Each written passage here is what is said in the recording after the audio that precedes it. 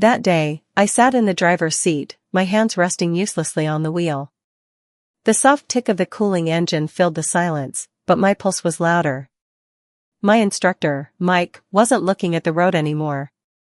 He was looking at me, as if reading something written in my face that even I hadn't dared to acknowledge until now. "You've been tense," he said quietly, his voice warm, not accusing. "You're holding back." I should have laughed, told him it was just nerves about driving. But that wasn't the truth. In that quiet place, a scenic overlook far from the noise of the city, the air felt different.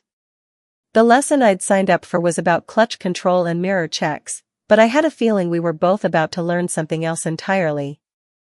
I was 28 years old, living in downtown Portland, and, brace yourself, I still didn't know how to drive. People usually reacted the same way, a mix of disbelief and barely concealed amusement. "How do you survive without a car?" they'd ask. The answer was simple: I'd never needed one. My apartment was in the heart of the city, where coffee shops, grocery stores, and my office were all within walking distance.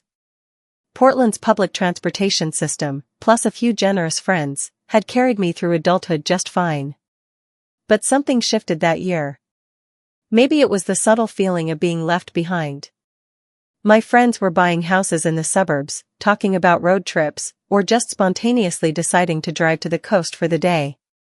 I was tired of being the passenger, of coordinating my life around someone else's wheels.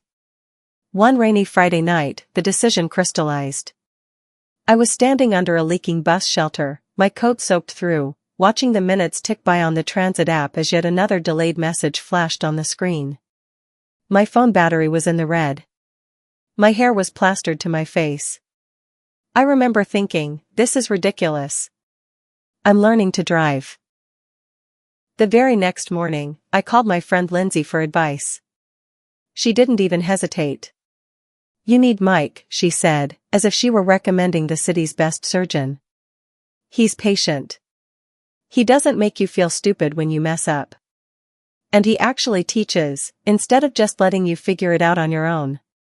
She texted me his number within seconds, along with a little wink emoji.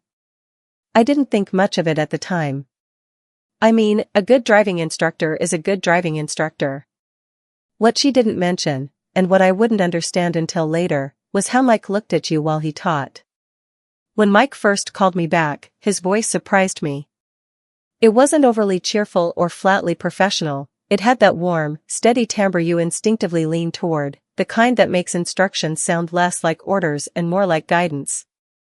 "Kate?" he asked. "Yes, that's me. Lindsay said you're looking to start driving lessons.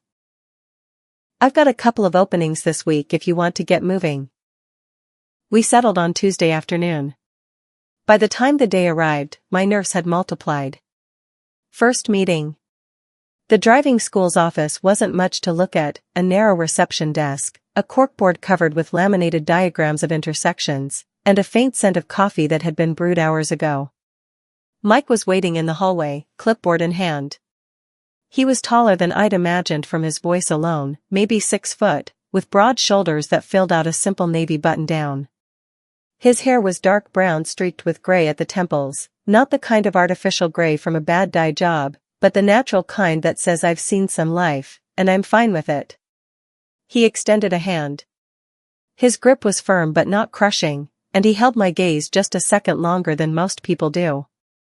"You ready?" he asked, smiling slightly. I laughed nervously. "Define ready." We walked out to the car, a white compact sedan with the school's logo on both doors. It was spotless inside, the faint scent of leather mixing with something warmer, maybe his cologne. The first start. He explained the basics before we even turned the ignition: seat adjustment, mirrors, hand position. His tone was calm and even, each sentence deliberate. "You'll get frustrated at some point," he said matter-of-factly. "That's normal. My job is to make sure frustration doesn't turn into fear." I nodded, appreciating that he didn't sugarcoat things. The first few minutes were all nerves, jerky stops, awkward turns, overthinking every movement. Mike didn't sigh or correct me sharply. Instead, when I braked too hard, he simply said, "Okay. Now, let's try it again, but this time, ease your foot off a little sooner." It was that simple. He treated mistakes as something you could fix in the very next attempt, not as proof you'd failed. The first glimpse of something. Halfway through the lesson, while explaining lane changes, he reached over to adjust my grip on the wheel. His fingers brushed mine lightly. It was nothing, or at least, it should have been nothing. But my brain noticed. My body noticed. The warmth of that brief contact stayed longer than it had any right to. He didn't linger, he simply adjusted my hand position, then sat back, pointing out a street sign ahead. Still.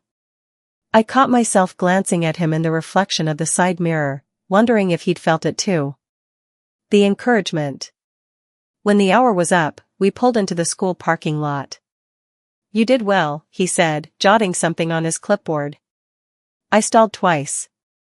And you recovered twice. That's the important part." That made me smile, not because it was a clever line, but because I believed he meant it. "Same time Thursday?" he asked. "Sure." As I walked away, I realized I was already looking forward to Thursday, and it had less to do with learning to drive than it should have. The subtle changes. Over the next few lessons, we moved from quiet side streets to busier intersections. I got better at the basics. We started having small, in-between moments, pulling over to discuss a tricky turn, grabbing coffee from a drive-thru, talking about music when the radio accidentally came on. That's when I noticed something new. Mike paid attention in a way most people didn't. If I mentioned I liked a certain song, he'd bring it up weeks later.